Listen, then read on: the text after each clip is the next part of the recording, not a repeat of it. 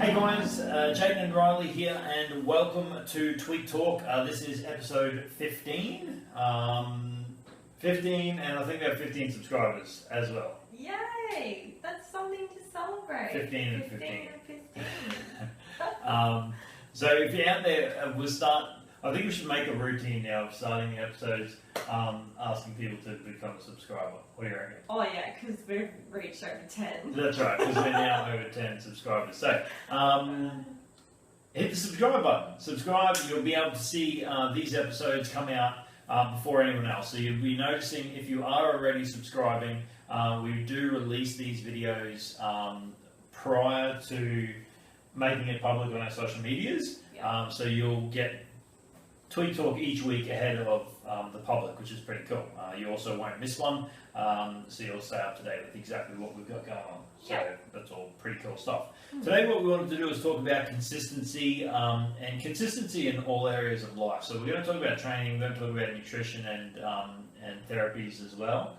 I think there's a pretty significant role to play in terms of consistency when you're trying to achieve something or get a result from something, no matter what it is. Yeah. And I think consistency forms the backbone to that. It's obviously really important and a crucial factor in exercise and nutrition, and we want to dig into that as well. We also want to give you a little bit of our theories around therapies and why you might do that. But basically the undertone of all of what Rylee and I do and all of what Rylee and I prescribe is longevity. Yeah. That's what we're interested in. We really don't care about prescribing something that you can do for 6 weeks or 4 weeks or 8 weeks or 12 weeks that you can never then replicate and you can't maintain. That shit's not really our deal. I don't know, it's never been something that's sort of appealed to us, and I don't know that it's actually helpful. No. Maybe in some cases it's helpful, but for the majority, yeah, I don't know. yeah, it's not our thing. So it's not something that that we specialise in for sure. Unsustainable short-term things is not what we're looking at. So we're going to use today's Tweet Talk to just dig into that a little bit further and just get around explaining the keys to consistency. Yeah. Cool. All right. So, in terms of, I suppose, getting results, we spoke to this a little bit last week. The results don't come overnight, regardless of what it is that you're trying to do. So, if you're trying to improve your training, your ability to lift or build muscle mass or whatever it is, that won't happen overnight. The same goes for your nutrition, and the same goes for your health when you're comparing it to therapies. But what we wanted to do is just perhaps start on the importance of training consistency. Yeah. And maybe a little bit of the mindset around that. So yeah. And then we'll sort of go into applying consistency over all areas of your life, hey? Yeah. Because they really all do work together. Yeah, when one area of your life is consistent, and another one's not, like it just doesn't, it all doesn't work properly. So it's really important to be able to apply that everywhere. So, yeah. I think a lot of it comes from the mindset. Yeah. So I think getting your mindset right around what it is that you're trying to do, that's got to be the starting point for whatever, whether it's exercise or nutrition or whatever. Needs to be getting that mindset right, and then you can build a routine on that. So in regards to training, I think a mindset for exercise is really important. And again, working out what the goal is for that exercise. So if your goal is to lose 5 kilos, what happens when you lose 5 kilos? Yeah. It's a really scary thing, I think, because if you're not right onto that, when you lose that 5 kilos, then do you just stop exercising, put that 5 kilos back on? Which, believe it or not, we see it happen all the time. Yeah. And it's just, it's like, oh, like, do you know what you've just done? Like, you've put in so much hard work, and like, that's it. Yeah. You know, and I think that also goes to, like, that really supports our sort of philosophy on longevity. You know, to achieve longevity is longevity. You have to work. You have to. Yeah, it's something that you literally have to, contribute to every single day of your life. In order to achieve longevity. Yeah. So, and that, I think that, goes with everything. You know, you should be working on yourself every day, whether you have a specific goal or not. An improvement is an improvement, you know. Yeah. So I think it all starts. Bettering yourself is really important. I think so too, man. I think it all starts with the mindset. So the mindset and setting the goal. So if you're going to start training, why are you what's the plan? What are you trying to achieve? If you are exercising at the moment, what's the important factor that's going to keep you exercising long term? Yeah. You know, maybe you need to make it bigger than you. Maybe it needs to be for your family or for your children or whatever it is for you. But it's developing and understanding that this is going to be a lifestyle, not a thing that I do until I've lost 5 kilos or 10 kilos or got abs or got a muscle here in my arm or whatever the thing is for you. Yeah. It's about an exercise mindset. So when we think about that, Rylee and I often have a conversation around what it is that we're doing for exercise the next day. So we'll do that at night. We have to communicate that with our day, so we know where each other's at. You know, we both have a really different schedule. So we have to be quite really communicate that, and I think that helps because it's like, oh yeah, you know, you're locked in. Then that's what you're doing. So. And then we carry that through to when we're away or weekends as well. Hey, so if we go away somewhere, it's a chance for us to do something different usually, see something different, and we tie that into exercise. So whether it's going for like we did the Red Arrow in Cairns. Oh, Jesus, it's not like, it wasn't just yesterday, it was a long time ago now, whatever that was. It does feel like yesterday. But we'd never done it before. Had you done it? Yeah. Oh, you done? I'd never done it before. I took Jaydon on a little so it was just something different, but it was like we were there. I don't even know if we were working that weekend, if it was just a weekend away, whatever. But the plan was we were out of our normal routine, but we actually made a conscious effort to decide to go exercising. Yeah. We also tied that in with where we stayed. Well, yeah, I actually booked our accommodation around that. So I never actually stayed because the Red Arrow's around Edge Hill there near the Botanical Gardens. If you haven't done it, you should really do it because it is a really lovely walk. And you do get your heart rate up because there's lots of steps. So we had to, it was a first aid course actually. So a first aid refresher. So I said, you know what, I'm going to book around Edge Hill area, just an Airbnb. It was really lovely. And we were able to walk from our Airbnb to the Red Arrow track. And it was great. It was a really good little session. And a great way. And easy. Great way to start the day. Start the week. It was a Monday actually, so really nice. Out in nature, lots of oxygen. Pretty cool, hey? Really nice. So further to that, I think creating a schedule for your week's really important, and I think some really key aspects with that is when you're going to be exercising and when you're going to be resting. I think if you fly on autopilot and you decide today's your rest day, and tomorrow you wake up feeling shitty and you make tomorrow a rest day, and then something happens on the weekend and you can't exercise, then you've had 4 rest days in the week. It can be like, it can really... It's a snowball. Yeah, it can really snowball into, shit, I exercised once this week and my goal is for longevity and improved health. I think too, like if exercise, exercise is such a big part of our life, and we've built that over time because, I can remember once when I couldn't give a shit if I exercised one day to the next, just wasn't something that was a priority for me. I lived a really active lifestyle, so that might be why, but I just, but now it is such a necessity for, so many aspects of my health, not just physical but mental, but you really have to build that in. But that's exactly what I mean though. So if you're planning a schedule, it's scheduled around your level. So if you're only exercising once a week, that's cool. But if you don't have a schedule for exercising once a week and you decide to have that one day off as a rest day, then you're exercising no days a week. Because there's no schedule, you just allow something to crop up and you miss your exercise day. I think that's so important. It can slowly dwindle away. As much as you can build that up, you can also let it completely fizzle out. Yeah, you can routine into regular exercise. You can also routine out of regular exercise. Yeah, exactly. So it goes both ways equally. Yep. It just depends on the energy and you're prioritizing. Yep.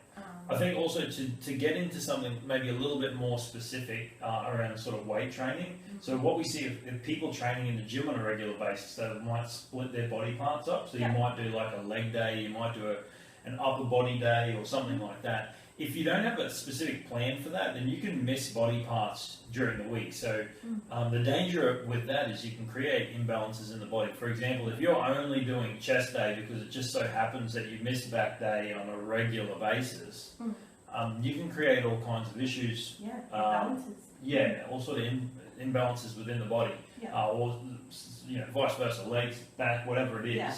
You're missing specific days. So when you're doing a program like that, like a split program, you really need to have a commitment to your exercise, because if you miss those things and you're missing that particular body part for a week or 2 weeks or whatever happens to the schedule at that time, I think that's super important to understand. Yeah. On the other side of that is overtraining. Yep, I'm a sucker for that. Yes, you are. And that's not planning rest days at all, and going maybe the other way into exercise makes you feel good, getting not addicted but like really being drawn to the way that exercise makes you feel, and doing too much and doing more than what you're actually capable of or what is healthy for you to do, and then you have side effects of that, like being run down or whatever. There's a really fine line, guys. Like, I'm going to go off on a tiny tangent here. I think I'm going to use myself as an example. I was born without a thyroid. Your thyroid and your adrenal glands work really closely together, and your adrenal glands are what elicit your and a heap of other different glands as well, but I'm just going to explain this really simply. They are what elicit your stress hormone, also your adrenaline, so also hormones and neurotransmitters that make you feel good, endorphins, all that sort of stuff. They all work together synergistically. When you have sort of like low energy, which is something that you can experience quite a lot with a thyroid issue, ways to, I guess, boost that energy. Well, for me, I found was exercising every day would really help with my energy levels and really regulate all those hormones and neurotransmitters. But after a while, if I was doing it too much, you begin to go the other way. So you become so adrenally fatigued that you have no energy, but you exercise in order to elicit adrenaline and hormones and endorphins, but within half an hour after the session, you'll see all that you'll go to an all-time low, you'll have a really big crash, and then your energy is just zonked for the rest of the day. So you rely on that session the next morning to pick it up again, high again for half an hour, and the cycle just continues until you've completely burnt out your energy source, your adrenals. And that's happened to me a few times now. Yep. And I'm still learning how to balance that out. I really am still learning how to balance that out. But you can get yourself into a pretty interesting little cycle. That's explained extremely simply.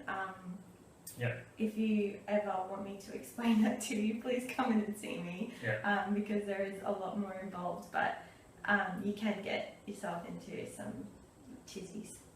Yeah, and it simply just comes around not being aware of what your schedule is and just like training your way through it. Yeah, and it's just an imbalance. So just as much as you can have an imbalance of, not training enough and things fizzling out, you can well and truly go the other way and rely on that exercise to make you feel good. But after a while, you're gonna burn out. Yep. So it's not healthy. So it's just the process of simply planning around it. That's right. Exactly what we're talking about here. Yeah.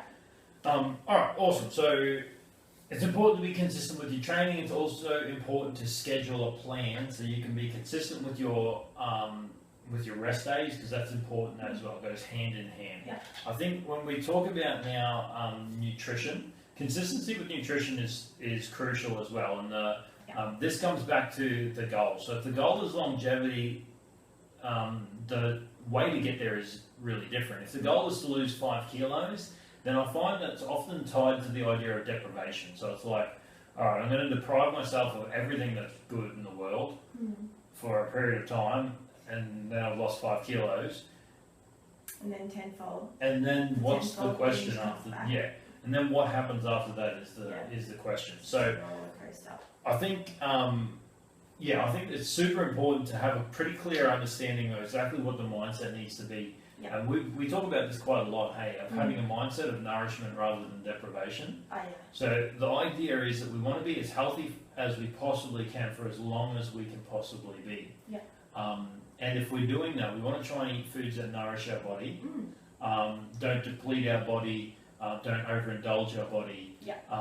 And also working with the body. So it can come down to food timings as well, you know. So the timing of your food and different macronutrients and micronutrients is really important to support those mental and physical fluctuations throughout the day. So, and that is something that is very, very personalized on you and your lifestyle. Yep. So it takes a lot of consistency to work that out. Yeah. When we talk about consistency, what we're talking about is consistently consuming foods that serve you, that help with the idea of health and longevity on a regular basis. So, 90 or 95% of the things that we eat are really nourishing for the body. Yeah. That's not to say you can't have a piece of cake if that's what you like to do. But if you have a piece of cake every day, that can become a problem for you. Yeah.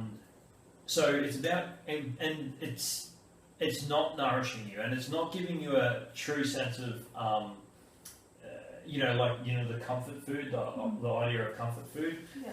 That comfort food really turns into something that's really detrimental for your body in a really short period of time if you consume it on a regular basis. And this is what we're talking about here. And reliance. Like Jaydon talks a lot about reliance, and he always sees like reliance as a weakness for you. Hey, like if you have to rely on something, that's an imbalance, isn't it? So, for example, coffee. Coffee is one that we see every day of the week. Yeah. If you're relying on coffee to get you through your day, there's something going on. Yeah. You know, there's some sort of imbalance that needs to be fixed.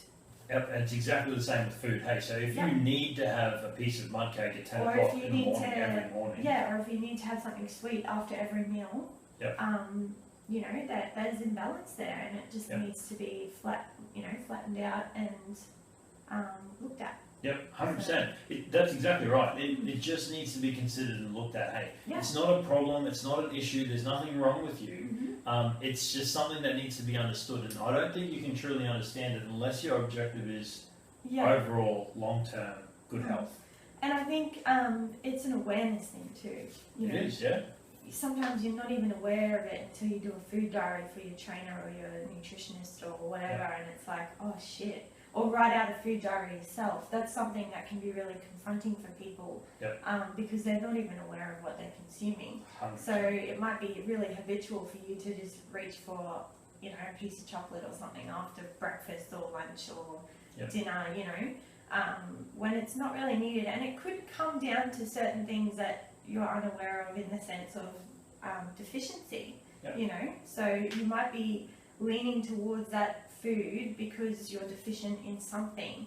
So so a top up of your vitamins could reduce your craving for that particular food. Exactly. 100%. Exactly. Also, for our friends out there that are doing, if it fits your macros, this is where you run into big dramas, I find. Because you can get into this routine that it fits my macros to have a piece of cake every day, because MyFitnessPal or whatever it is that you use breaks that piece of cake down into 2 grams of protein, 50 grams of carbs, 50 grams of fat, 380 calories, and that fits into my daily total. One of the things that I'll ask you, even if you're doing if it fits your macros. What I'd like to ask you is, do you think that piece of cake's healthy for you? Not does it fit your macros, is it healthy for you? Is it good for you long term? Does that help you long term? Now, I don't know that anyone can answer that honestly and say yes it is on a regular basis. Now this is a regular basis, we're talking about consuming that on a daily basis. Or more, 100%. I just don't think that fits into the plan. Yeah, and you know, we're all about balance. We're all about balance. We will put that piece of cake into your meal plan like that. No dramas. Yeah. No dramas at all. You know, it can be done. It really can be, but it's taking away reliance. And also educating yourself too is a really big thing. Educating yourself on what those foods do once they're inside you. And what it takes. You know, if I was to consume a really nice chicken and roast veggie salad as composed to a processed cheeseburger, you know, they might be worth the exact same calories. Just pretend it's a nice giant salad with lots of healthy fats and blah, blah, blah. They might have the exact same calorie intake.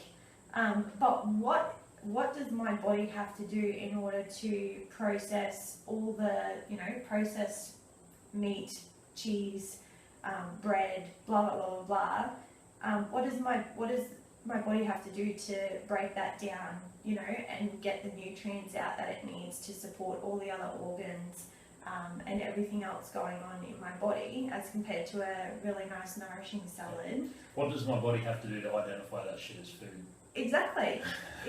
Where is it going to put those toxins that, you know, that are foreign to your body? Where are they going to get stored? Fat cells. And I think in terms of consistency, we consistently get better with our nutrition over time. And this is one of the things that we've done recently with our nutritional coaching. Hey, we used to do, here's a meal plan, try and eat like this. And it doesn't work. It does for some. For some people it does, but for the majority it doesn't, because everyone's got their own way of doing things. So what we've found way more successful recently, is seeing what people are doing, making some small changes, but doing it over time, because what we're trying to achieve here is a lasting result. I don't want to work with the same client for 20 years. That's not helpful to them. It's also not good for me. It's not helpful to them. You know, business-wise, I suppose it makes sense, but that's not. It's not what we want to do. No, that's not what we want to do. So I'd rather work with someone. Anyway. Yeah, I'd rather work with someone for 12 weeks or 8 weeks or whatever it is, and make some small changes that they can implement and use long term. So it's not a diet that they're getting; it's a lifestyle. And you hear this like beaten to death, like it's a lifestyle change, but that's exactly what it is that you're trying to achieve, something that they can do on a regular basis, easily implemented, that becomes a habit, that's just something they do. As well as education along the way, that really helps a lot. You know, people need to know why they're being prescribed different things, why things are being taken out. So once you have that context as to why you're doing what you're doing, you know, off you go. It's a lot easier.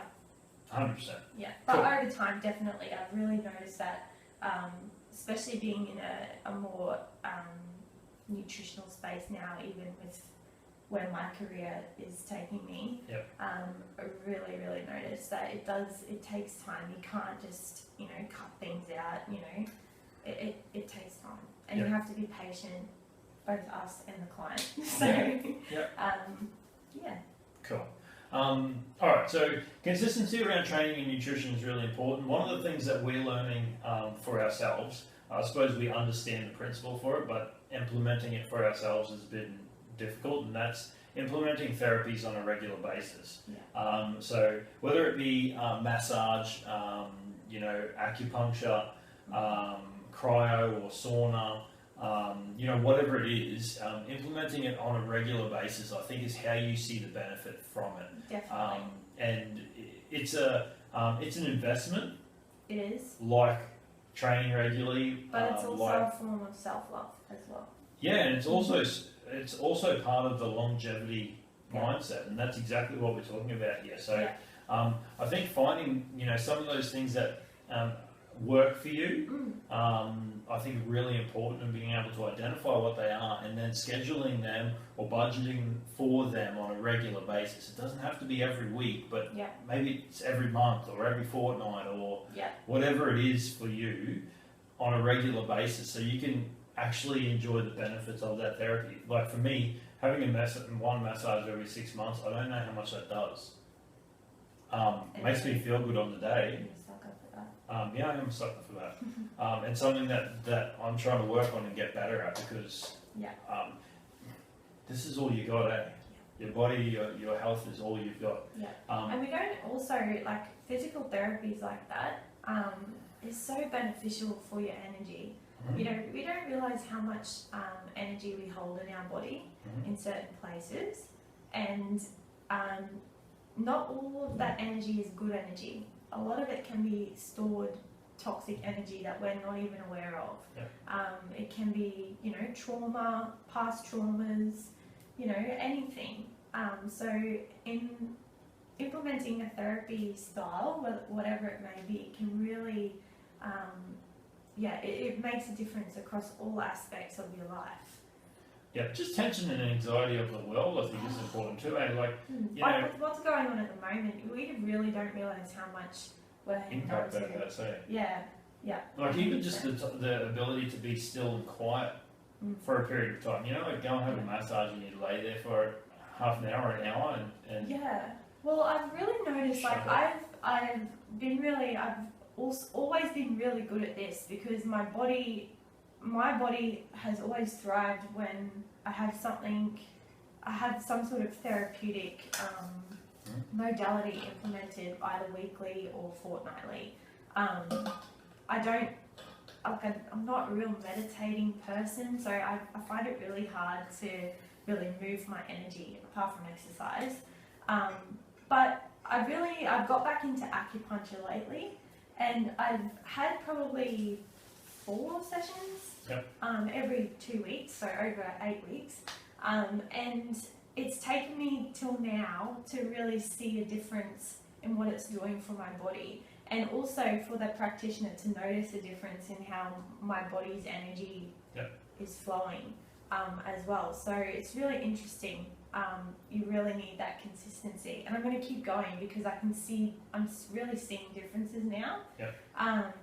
Also, too, what else was I going to say? I had something else to say then. Acupuncture, regular basis. I'm not a real meditation person. I know the benefits of meditation are absolutely awesome, but I find it really hard to be still and still my mind. But in acupuncture, all you can be in that 30 or 40 minutes is still. So you've got needles in your body, you can't move. So close your eyes. I find that the first sort of 10, 15 minutes I'm ticking over a little bit, like of what I have to do for the rest of the day, blah, blah, blah. But then it's time for, like, I use it for manifesting, trying to relax, just be present. I have no choice but to be in that moment right there and then. So, those sorts of therapies can be used in other ways too. Yeah, I agree, and I think you need to test just like you do with training, just like you do with nutrition. Because for me, I understand the benefits of acupuncture. I understand the science behind it. Just gives me the fucking heebie-jeebies, man. I hate getting needles in me. It's not even like. Have you ever had it? Yeah, I have actually. And I just really don't like it. You can't even feel them. Yeah, that's what everyone says until you get a needle in your forehead. What are you talking about? You can't even feel it. So it's not my deal. So I don't like it. It will give me anxiety to get acupuncture. It won't be a therapy that relaxes me. It won't be I won't lay there and nod off. Or I won't lay there and relax and think about nothing. I'll think about just. I don't like this at all. So you need to be able to understand and acknowledge what that is for you, and I think apply those things that serve you. I think it's also important to think of the environment. Like we talk about hot and cold here, so sauna and cryo. So there's some really cool benefits to sauna. Yeah. I'm just not 100% convinced if you live where we live, where it's 4,000 degrees outside and 100% humidity, that more hot treatment is beneficial. So there's wicked research on heat shock proteins and cold shock proteins and the benefits in terms of longevity and health and recovery and all those types of things. Yeah. I just don't know if you live somewhere that's really hot that you should be saunaing on a regular basis. I also don't know if you live somewhere that's really cold, you should be cryoing on a regular basis. I think you'd probably be the best to reverse that. So if you live somewhere where it's really hot, you'd probably get the best benefits from cryoing on a regular basis, and vice versa. I think that's where you would see the best response from that. Like we've discussed having a sauna at the gym for 5 years, but I just can't justify it. Like from a health perspective, in the winter months. Yeah, the winter months fine. for sure. 100%. Really good. Winter months, and the cooler sort of months, when the temperature is around that sort of 20 to 25 degrees. But once you sort of go over that 30 mark, I don't really, from a health perspective, I can't. Yeah, I'm not sure. I'm not sure about it. Yeah. But cryo up here, I think, is just amazing for your body. It really is. It really boosts recovery. Yeah. And also a form of detoxification, just like sauna. Yeah. So your body just does it in a different way. Yeah. And I think being used to such a hot climate, it's good to allow your body to do that in a different way. So because we become accustomed to our environment, and we tend to it's hot here, so we're going to hold on to toxins that we won't be able to get rid of in the heat. Whereas implementing something like a cold hydrotherapy like cryo, we can get rid of it that way. So it's interesting. Yeah, 100%. But I think whatever it is that you choose to do in terms of your therapy, consistency, I think is something that's really important. So if you choose to do whatever it is, sauna, cryo, acupuncture, massage, meditation, yoga, whatever it is, doing it on a regular basis, I think is where the most benefit comes from. Yeah, 100%. So I think basically to sum up today, we're talking about creating a mindset that's focused on longevity and health, and health in all areas. I think that's, if you can use that as the goal, if you can set the overall objective to overall health and well-being, then the choices that you make are really very different, and the reasons for which you make them, I think, give you the best ability to be able to do that long term. So I think that's pretty cool, and hopefully something that you can pull from this. So if you've got a weekly routine now, I challenge you just to look at it and look at it for the longevity benefits of it. Something that I see on a regular basis is like a guy's deadlifting 200 kilos. Like, I don't have anything against a deadlift at all. I just think of, like, if you're not going to be a powerlifter, you don't want to be a bodybuilder, what's the benefit of 200 kilo deadlift week in, week out, month in, month out, year in, year out, long term? I don't know that that's beneficial to health. Do you know what's really annoying? What? When someone does a heavy deadlift and they get to the top of the movement and drop it. Like, they don't even complete the whole movement. Sorry, I just had to add that in. I just really wanted to express that. Maybe we can talk about I think we need to talk about that more, because I've been seeing it a little bit lately. And half lifts. Half lifts. Maybe we can talk about that a little bit more. It's like a pet hate. Yeah. But yeah, I totally agree. I feel like I've reached a point with my training, exactly what you just said. Lifting heavy does not benefit me. I don't recover well. I find that I have more injuries. It just doesn't do my physical health or mental health any good. And you need to find what your sweet spot is there. Yep. I have clients that lift heavy Yep. because that's what they love to do and that's what benefits body their responds body. to it, We've found that their body responds excellently to that. Yep. But for me personally, I can't. Whereas, it's just an example. You need to be able to Identify that within yourself. Yeah, Yeah. 100%. Okay, cool. All right, guys, we're a little longer than we have been going usually. 35 So, minutes. so basically, I think the thing to take away today is, again, approaching the idea of longevity and overall, improved health and well-being. That's what we're chasing, and then setting your program and setting your nutrition and setting your therapies and setting your lifestyle around that. I think there's some real power to be gained from that, and some real long-term benefits as well. So that's we'd like you to use this video today as a bit of a prompting to perhaps have that conversation with your spouse or your family or whatever it is, and also use it to look into what you're doing at the moment and maybe make some changes to better suit that. 100%. Awesome. All right, very good, Lee. If you enjoyed today's episode, guys, and you haven't subscribed, please subscribe. We get a real kick out of it every time we see a subscriber pop up on the screen. So we'd love for you to subscribe and check out what it is that we have coming up in future episodes. If you'd like to share this with your friends or on the social media channels, we'd certainly appreciate that too. Every little bit helps heaps. And if you have any topics or questions that you need answered with your health journey or whatever it may be, please let us know. Just DM us on Facebook or Instagram or drop into the gym, see us.